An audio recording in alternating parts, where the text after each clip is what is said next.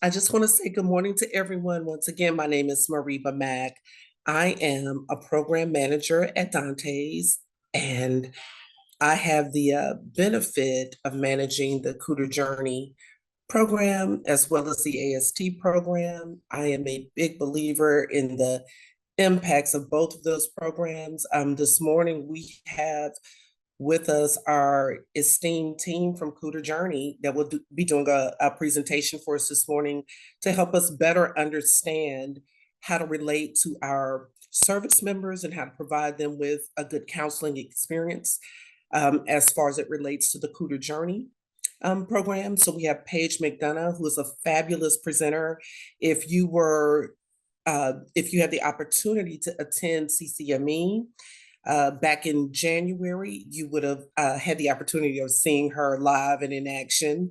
And so she was phenomenal there. We received just the most gracious, lovely feedback about their live presentation there at CCME. And so it's an honor to be able to have her here to join us for a live presentation, a webinar to help us better counsel our service members and give them the guidance that they need to go forward with their careers. If you were on the line a little bit earlier, you would have heard that I mentioned that we also have Mr. John Milroy from Kuder Journey. He is the vice president of the company. We have a very long-standing relationship with John Milroy and with Kuder. They've been part of the Dantes family for 20 plus years. And so we are old friends, as I like to say. So it's an honor to have you both here this morning. To everyone in the audience, as Emily mentioned earlier, we want this to be an engaging session. You guys are allowed to interject, raise your hand, chat about what's being discussed, and we will have live real-time responses from this wonderful team. Also this morning in the background, we have our Dantes team, and that's Miss Emily Bachman. She is our outreach the chief of our outreach program, and she's phenomenal. And we also have Aaron Roberts, who is always in the background making things better. Just wonderful people. So good morning, and let's go. Let's have a good time. All right. Thank you, Mariba. As Mariba said, my name is John Milroy. I'm the Vice President of Partner Solutions at Kuder. I am the POC for the Dantes team for Mariba Mack and the rest of the great team that's at Dantes. My role, I work with a lot of our larger groups. So we do statewide implementations of Kuder Journey and the Kuder products across the country and across the globe.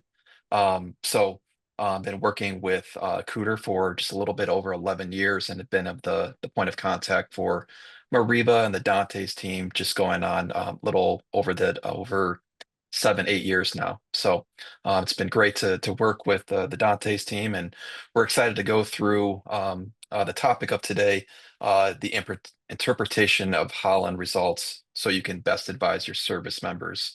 Also joined by Paige McDonough as well too. And Paige, if you wanted to say just a little bit about your background. Yeah, thanks, John. And thank you, Mariba and Emily and Aaron. We should have put you on this screen too, but we appreciate you all hosting us today. But thank you so much for having us here. My background is all career counseling, everything to do with career counseling. This is my passion. This is what really drives me to get up in the morning and do what I do. So I support individuals like yourself to better support the service members that you work with. So I've worked in high schools, universities, not-for-profits, government entities, and obviously now with Kuder, doing just this. I also do trainings for career advisors. So really, really happy to be here. If you've heard me speak before, you're going to hear what I'm about to say previously, but I always like to mention it. I come from a military family. My dad was Air Force, my brother is Army, my grandfather was Army, my uncle was Air Force. So this is very, very meaningful to me. And I just wanted to thank you all so much for the work that you do, for those of you who have served and those of you who in your capacity serve our service members. It is an honor and a privilege to be able to be here and speak with you all today. So thank you. Yes, Thanks, Paige, Paige. had you not said that, I would have asked you to say that. We want to hear it every time because it matters. And it's just a demonstration of your commitment. And we appreciate you. Very good. Okay, if you can go to the next page. So as you guys had heard, we've been working with Dante's for quite some time now, since 1999 to be specific. The company itself, Kuder, started in 97. So we've been, Dante's has been always with us, always doing things for Kuder Journey and just career development as well too. So, but this program is sponsored by Dante's, so it's available to all active duty reserve military members. So, and the overall importance of it is to help them transition out of the military into a successful career, so they can learn about themselves, plan for educational options, and ultimately prepare for the future. So, um, the name Cooter itself, though, it's a funny name. It's always one that we're like, why would you call the company Cooter? This is the gentleman why we call ourselves Cooter. It's Dr. Frederick Cooter. He's the one that started the Cooter assessments back in 1938. So as I mentioned, I'm coming to you from Des Moines, Iowa. So we are headquartered in Adel, Iowa. It's a suburb of Des Moines. It's a very small town, farm town. We've been working with Dante since '99, but overall, our history has been working with state government agencies, state department of education, workforce departments. So we've been around for a while, been doing a lot of great things, not just with the military, but with different parts of the world and different groups. But the overall importance to show the history and where we go back to is the Cooter assessments themselves started because of the U.S. military. So in 1938, the U.S. military came to Dr. Cooter and a select other group of people. They wanted to make sure that when service members returned from World War II, that they had a successful transition, and being able to, best way to do that was to assess them to find out their interests, their skills, and what they value out of the world of work. So we've been, needless to say, been working with the U.S. military for quite some time. And that's really where Dr. Cooter, Dr. Frederick Cooter got his start. So a lot of groups around the globe, as I mentioned, use us. Paige does a lot of work overseas in Qatar, Abu Dhabi. We've done work in Rwanda, Ireland, but we're also in rural America. But we have a rich history from doing a lot of great things, and being a part of the overall idea is to help anyone transition to a successful career and learn about themselves. So as I mentioned before, the topic of today was going to help interpret the results that your service members, maybe this screenshot here is a little bit familiar, but being able to take those results, understand them a little bit. So when you sit down with your service member, you can help him or her understand those, but then also take a plan of action to transition to the next stage of their life, whether that's education or career. So what I'm going to do is I'm going to kick it over to Paige, and we're gonna keep moving forward. Perfect. Thanks, John. So I first want to start with a question. And as Mariba said, we want today to be very interactive. So you do have the ability to unmute yourself, to speak up. You can also utilize the chat. And then we'll be also utilizing breakout rooms to allow some opportunity for discussion and take a look at a case study towards the end of today. So don't hesitate to speak up and ask questions. So I want to start off with this question to put the whole presentation into context. And I want to hear from you all. What are some of the challenges that you face when supporting service members with their career planning?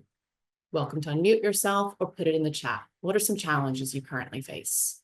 Quite sure what they're gonna do, what they're gonna major in. Yep, not sure what they're going to do, not sure what they're going to major in. Yep, I see one in the chat. They don't know what they want to do. Yep. What are some other challenges? I'll say, I used to counsel. I'm a counselor in the field for many, many years, and that's where my heart is always, is that they're on this expedited plan.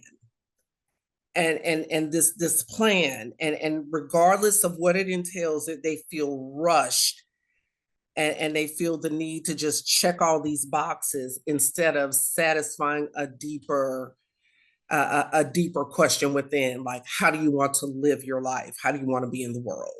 I love how you both said it, and that's perfect. I'm seeing a lot of just want the quickest degree.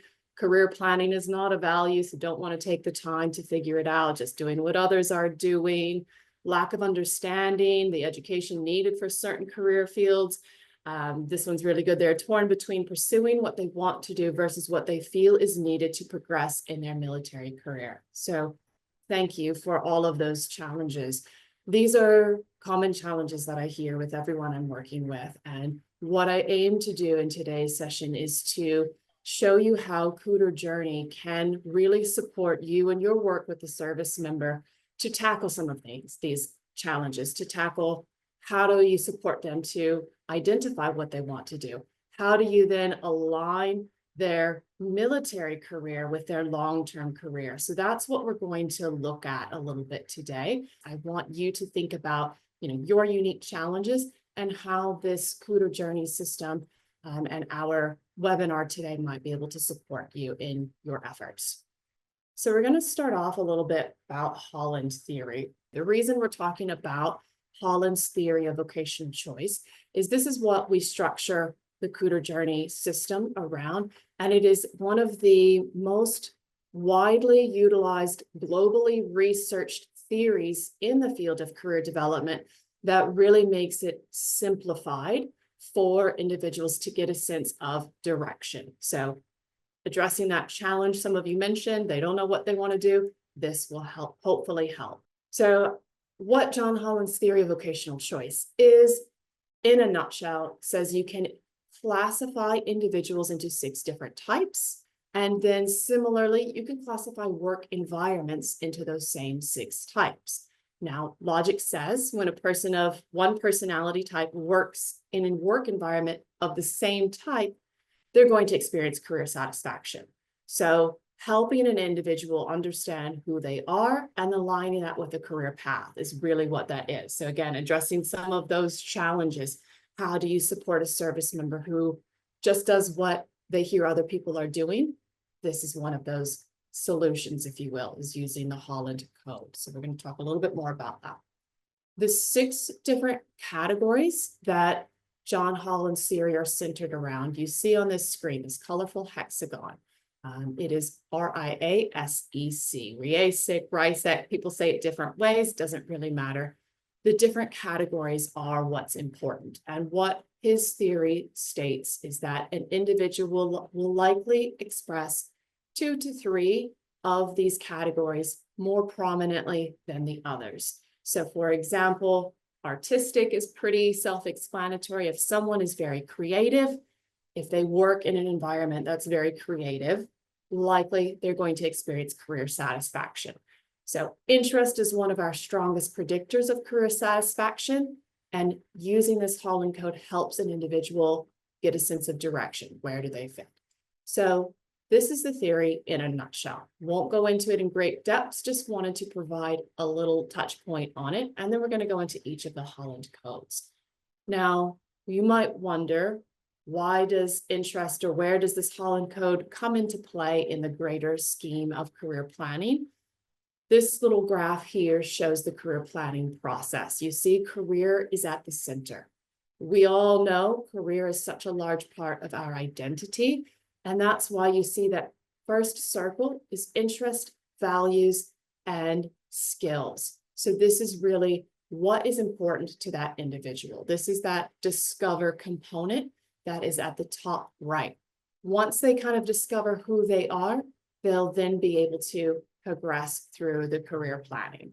Let's take a quick deep dive into the Holland codes. Again, this might be a refresher for you. If so, great. We're going to talk about how to apply these afterwards.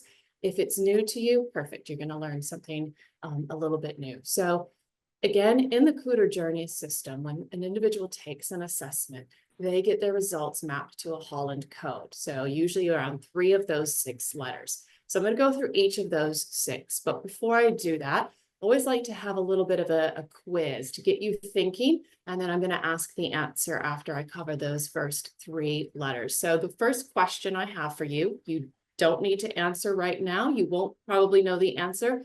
So just be thinking about this. But I want you to think about, what do you think would be the prominent Holland code, the first letter, to represent Neil deGrasse Tyson? If you're not familiar with Neil deGrasse Tyson, he is a world famous astrophysicist who is known for researching and investigating the stars and astronomy and whatnot. So think about this. Once I cover the next 3 slides, I'm going to ask you to answer this question. So we're going to start with the first letter in the Holland Code, which is R for realistic.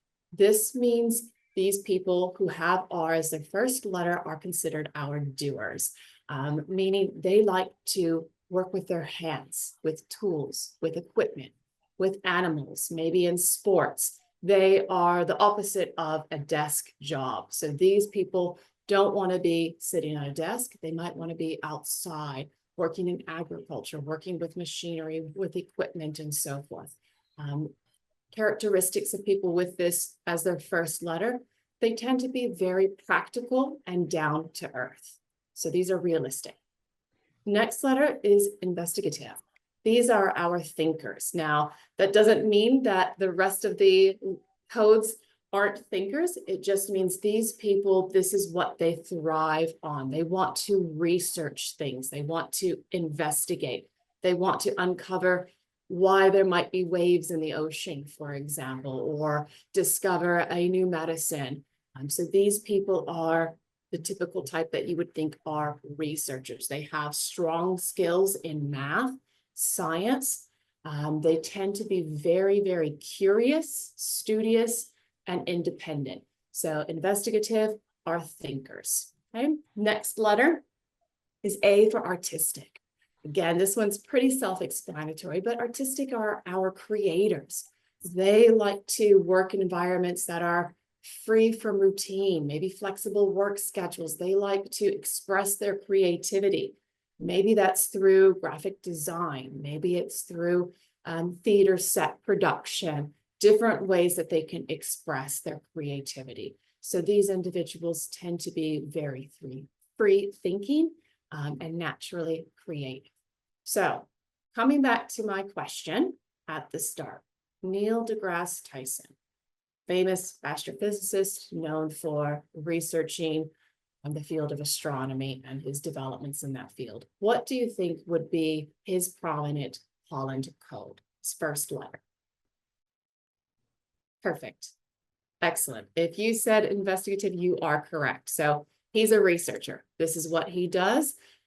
His prominent Holland letter would start with an I. We know that this is what brings him great career satisfaction, is researching. So let's try the next one. So this is Steve Irwin. So very famous Australian, known for working with animals, and his work that he did researching or working, I guess, specifically with animals. So thinking back to those 3 letters, R-I-A, what letter do you think he would be? See one, couple, realistic. Yep, you are correct. Realistic, working with his hands. So not a desk job, working out in the environment, working with animals, working with his hands. So Steve Irwin would be realistic. Perfect. And then last, you might have already guessed this one, but Beyonce, very famous singer. What would you say is her prominent Holland letter? Everyone's already putting it in the chat. You are correct. So Miss Queen Bee herself, she would be artistic, right? So expresses her creativity on the stage through her music, through her performances. Perfect. So you have a sense for those first 3 Holland letters. Now we're going to do the same for the next 3. And I have another question for you. Again, no need to answer right now, but think about this as I go through the next 3. So what letter do you think represents General David Petraeus? Okay, so famous military general. So we're going to start with S. So S, social. Social are our helpers. These people, probably like yourselves, like to work to support others. Maybe this is teaching. Maybe this is nursing, counseling. Any role where they are focused on supporting an individual, that is what social represents. These people tend to be very helpful, very friendly. Now, one thing I'll always like to mention with social is oftentimes I get questions. Social, a lot of people think maybe super outgoing, super bubbly. That's not necessarily the case. Someone can be an introvert, but still like to work to help people. So the name social itself might be a little bit confusing, but just think social is helping people. So this is the role of S. And I would presume many of you in your Holland Code have an S. So the next one is E for enterprising. These individuals are our persuaders. Think about anyone in a leadership position. You've got a team leader, battalion commander, any kind of president of a company, whatever it might be, someone whose role is leading or influencing people. These are enterprisers.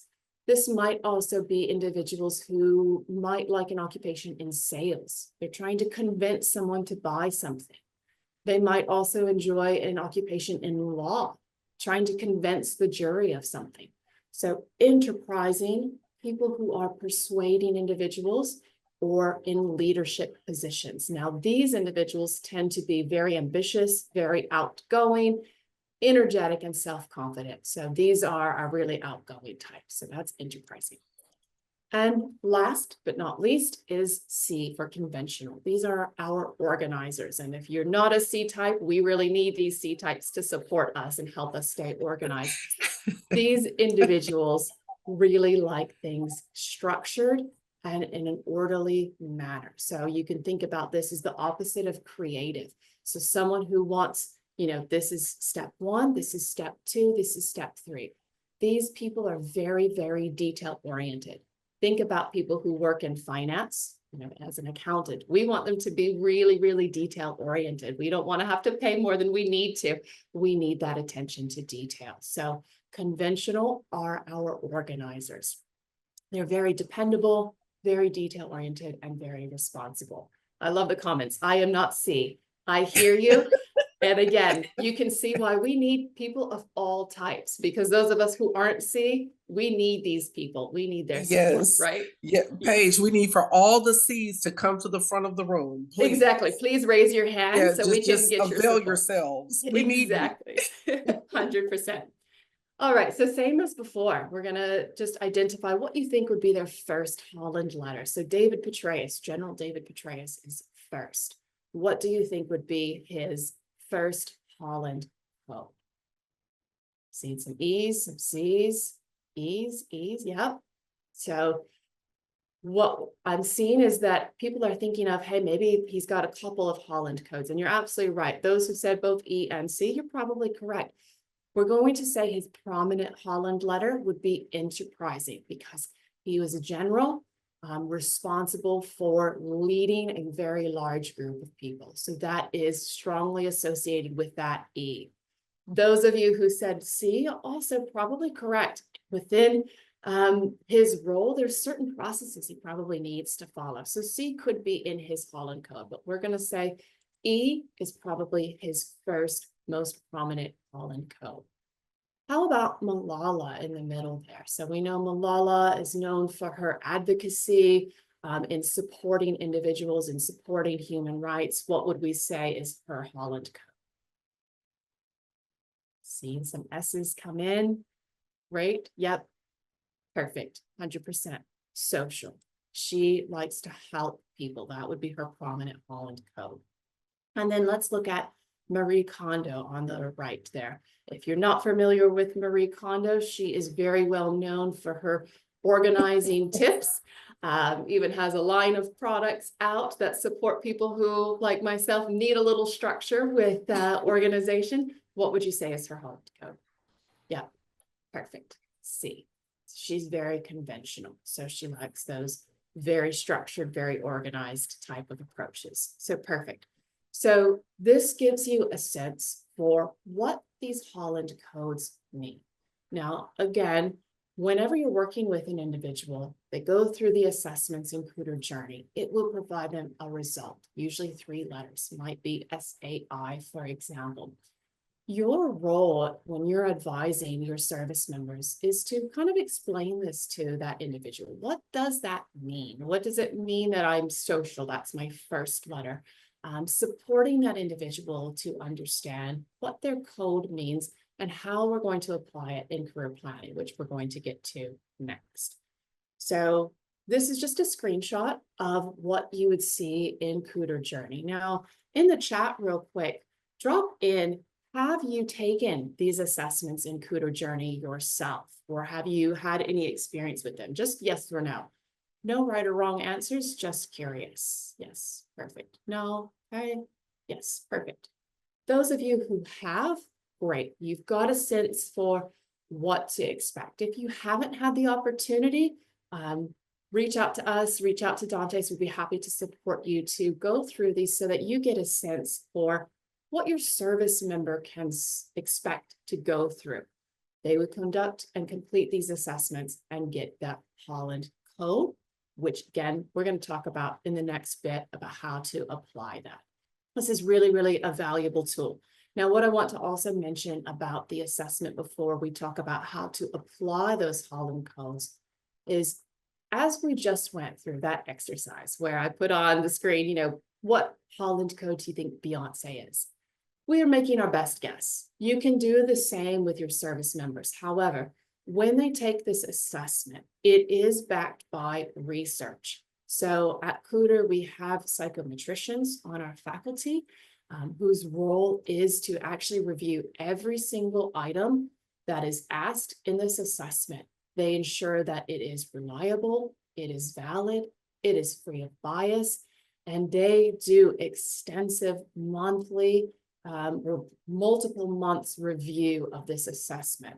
So I like to always just frame that up so that you all can feel confident what your service member is seeing and taking is not just random algorithms pulled together, but it is a thoroughly researched, thoroughly vetted assessment that has a lot behind it in the field of career development, and it provides them with that Holland code. So again, I like to highlight that simply because I know there's so many things out there, and on Facebook, it's hard to resist those quizzes, determine your career based on your favorite color or whatever it might be. Sure, those are fun to take, but this is actually research based. So I always like to highlight that again, so that you as a counselor have confidence knowing that what you're recommending or what your service members are completing is not just what a career should you do based on your color. There is research behind that. So once they've completed that, they get their Holland code. It would look something like this. So in this example, we see SEC. Someone drop in the chat. What do those three letters mean again? SEC. Social, enterprise, and conventional. Perfect. Great. Okay. You've got it. So social, enterprising, and conventional. When you're meeting with your service member, if you've got those Holland codes in front of you, you're not expected to have everything memorized that I just showed you, but it can be a really useful talking point when you're meeting with your service members. So an individual completes the assessments in Kuder Journey. They get their 3-letter Holland code. You explain and kind of interpret those results to them, which if you've attended our previous webinars, we've gone through a little bit of how to do that. Today, what I want to focus on is taking it to that next step. So an individual gets their Holland code, SEC, for example. Now what? How do they use this to guide their career planning? So this is what we're going to cover in this second half. And again, please feel free to jump in and ask questions as we go throughout.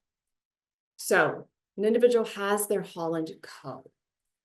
Your role as an advisor, as a counselor, is to support that service member to, firstly, use this code to identify potential career goal. So in Kuder Journey, they can look at that Holland code and they get a list of occupations that are tailored for them. Now, coming back to that challenge many of you mentioned, your service members don't know what to do, don't know where to start, are just kind of pursuing a career path or a goal based on what they know other people are doing. This will help alleviate that. Again, you know that that assessment is based on research. They've got a Holland code, and what this is doing is just helping them narrow down the scope of occupations that they can review and take a look at. So instead of hundreds of occupations, they know, hey, I am SAE. I'm going to look at occupations that fall in line with that Holland code. I now understand that my primary interest is helping people. So I want to look at these suggested occupations in Kuder Journey, and I want to focus on roles that help people. And this is where your role comes in as well. Guide them on that. Explain and interpret what that Holland Code represents and how they can use it again to give them some direction for their career journey. And again, those assessment results, that Holland Code is unique for them. You can remind them, this is based on your unique traits, not anyone else's, but what is important to you. And the purpose of getting that Holland Code is to, again, help that service member have a sense of direction. Where do I get started from? We want to ensure that our service members, when they are transitioning out of the military, find an occupation that brings them joy, that brings them satisfaction, that they feel confident in and they enjoy. So using this Holland Code to help them structure their career planning is so valuable. Again, lots of those external influences, but we want to know what's internal for this person. What are their intrinsic motivations? And this is exactly what this Holland Code will do. So thanks again for that, Mariba. So when you're meeting with your service member, work with them, identify career goals. So they might have a couple of occupations that look interesting based on that Holland Code. Now, the next steps I have listed here are not intended to be prescriptive. There is a little bit of an art to career counseling, but I wanted to give you a sample of what you might do with your service member. And then, as I said in a few slides, we're going to do a breakout room and practice this. So this might not be your approach, but it's something to consider. So service member has their Holland Code. We've narrowed down some occupations that they think look interesting based on their Holland Code. So then we want to map out what is the next step. Maybe they're going to be transitioning out of the military in the next year. So we want to understand, with their career goal they've identified, what are the education needs, training, the skills required for that career goal. So we want to have an understanding of that so we can support the service member to identify with this occupation that you're interested in, what is needed. Then, of course, we want to help them reflect. What skills do you have that you've developed thus far in the military that can be applied to that role? So almost like a gap analysis, if you will. What education is still needed? What training? What skills? And then finally, how can we leverage this last year or 6 months or whatever it might be, leverage your remaining time in the military to upskill yourself, to not only prepare for that next step in the military, whatever that might be for them, but also that long-term career goal. So I heard this at the start. I've heard this before from individuals that there is this focus on sort of the next step instead of the long term. So how can we align both? We have a career goal, and then we kind of want to back into it. What is needed? What can we do now during the remaining time in the service to support not only their immediate growth within the military, but that would also support that long-term career planning? So let's look at a case study. So this is a sample study I came up with. I hope none of the MOS codes or anything are a little bit off. Hopefully it's all good, but want to kind of paint a picture for what this might look like so that you all can then apply it. So Alex here, been in the Army for 10 years, currently serves as an infantryman. I put the MOS code there because I wanted to highlight as well, in Kuder Journey, your service members can actually search for occupations based on their MOS code. So they have the opportunity to actually do that. This is another way to support them and work with them to align what they have done to what they want to do using their Holland Code. So he's completed his assessments in Kuder Journey. His Holland Code is RIE. So realistic, investigative, enterprising. So using the results in Kuder Journey, he identifies the following roles of interest. So these are results Kuder Journey presents to the individual. So his Holland Code was RIE, and we see 3 different occupations that Alex has selected. Hey, these look interesting. Operations manager, security consultant, engineering technician. Now, what I want to call out here is I put the Holland codes besides these occupations so that you get a sense and that your service member understands just because their code is RIE does not mean that they have to select an occupation that is also RIE. It is indicative of what they might enjoy doing, but it could be any variation of those letters. So here we see EIR, REI, RI, could be any variation. This is where your role is paramount, working with that service member, helping them understand their Holland code, extracting what's meaningful to them. If R is their first letter, is that what they want to pursue in their career and so forth? So it's not intended to be prescriptive. It is not saying you are RIE, therefore you must select an occupation that is also RIE. No, it is intended to give guidance and direction. And one example, when I did this similar presentation a couple of weeks ago, my own manager, his first letter is R, his second letter is I, and his actual career path, working at Kuder, utilizes the I, and in his hobbies and his free time is where he exercises his passion for the realistic type activities. So it doesn't mean that their career has to follow these exact letters. This is, again, your role working with that service member to understand and explain what this Holland code is and how they want to utilize it for career planning. So then you work with Alex a bit more. You talk a little bit about some of the skills he has developed during his time in the Army. He tells you he's led a platoon, managed training operations. So that's leadership, that's team management. That's transferable to any of those long-term occupations we looked up. He also tells you he's coordinated logistics, developed tactical strategies, so problem solving. He also mentions, of course, operated under unpredictable environments. So he's very adaptable, very resilient. So these are some transferable skills that Alex has identified he's developed during his time in the Army that might apply for his long-term career planning. Then lastly, he works with you all to outline what his transition plan might look like. So we know he's got his Holland code, he's identified occupations of interest, he's identified skills that he has developed, and now we're wanting to think, where are there gaps? What else does he need to do during the remaining time in the military that would support not only his current military growth, but also those end career goals that we're thinking about. So maybe it's extra training and courses. Maybe he thinks, I have some basic management skills, but I want some advanced leadership courses. I'm going to sign up for this course. Maybe he doesn't know enough about some of those occupations. He's picking between one or two, and he wants to start connecting with veterans who work in that industry to learn a little bit more about what they actually do, what their transition was like. So how can you support them to get connected to the right people? Maybe as well, he decides, hey, I need some experience in electronics repair.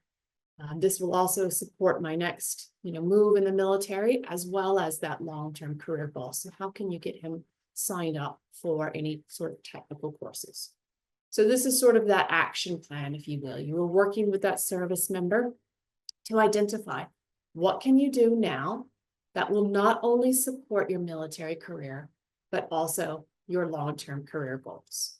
As I've said before, your role and career counseling is not prescriptive. It is not necessarily, you are this, you must pursue this. It is more guiding your service members to help them identify, hey, what are my interests? How does this align with future occupation? Your role is not to necessarily be the expert in every occupation out there, but guiding that service member. Your Holland code is this. This is how it can be utilized to narrow down potential occupations. Now let's work together to make your plan for the next year, couple of years, whatever it might be, whenever you're ready to take off that uniform, as someone said in my breakout room. So I'm going to close out right there. I'm going to hand it back over to you, Mariba or John, if there's anything you wanted to say. Again, we're right at the end of time, so thank you for that. Yeah, this is time well spent, Paige. Thank you so very much. I always take an active role in your presentations because you're just good at what you do, and we appreciate it. We can tell that, you know, it's your hard work, and we appreciate you for that. Everyone, thanks for joining us. We're right at 1100 hours. If you have any feedback to share, please use the links that were provided. I want to take just a special moment to thank Mr. John Milroy, VP of the company, for being a Thank part you. of our session today. And thank you to our Dante's team that are behind the scenes making sure all of this works. They're far better at this than me. So thanks, ladies. Appreciate you.